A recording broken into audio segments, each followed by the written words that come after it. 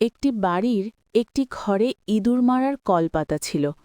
ইঁদুরটি সেই কলের ফাঁকটা দেখে ফেলল এবং বুঝে গেল এটা তার জন্য বড় বিপদ।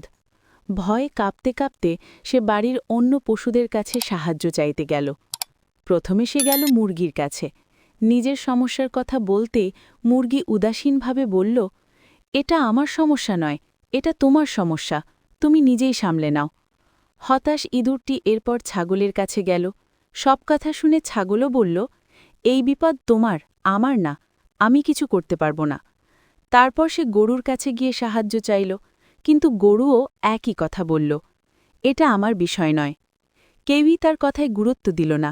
ইঁদুরটি খুব হতাশ হয়ে সেখান থেকে চলে গেল। সেই রাতেই হঠাৎ করে বিকট শব্দ হল। ইঁদুর মারার কলের ফাঁদে একটি সাপের লেজ আটকে গেছে। বাড়ির মালিক সাপটিকে ছাড়াতে গেলে সাপটি তাকে কামড়ে দেয়। মালিক গুরুতর অসুস্থ হয়ে পড়ে। মালিককে বাঁচাতে হলে ওষুধ দরকার হয়, আর সেই ওষুধের জন্য প্রথমে মুরগি জবাই করা হয়। পরে আত্মীয়স্বজনরা দেখতে এলে তাদের খাওয়ানোর জন্য ছাগল জবাই করা হয়, আর চিকিৎসার খরচ জোগাতে শেষে গরুটি বিক্রি করে দিতে হয়। যেই বিপদকে সবাই শুরুতে ইঁদুরের ছোট সমস্যা বলে এড়িয়ে গিয়েছিল, সেই বিপদই শেষ পর্যন্ত সবার ক্ষতির কারণ হয়ে দাঁড়াল। দুর্বল মানুষের বা ছোট প্রাণীর বিপদকে কখনোই ছোট করে দেখা উচিত নয়।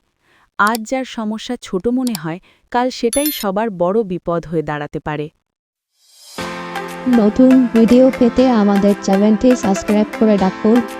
সাইডে যে বেল আইকনটি আছে সেই বেল আইকনটি ঠিক করে রাখুন।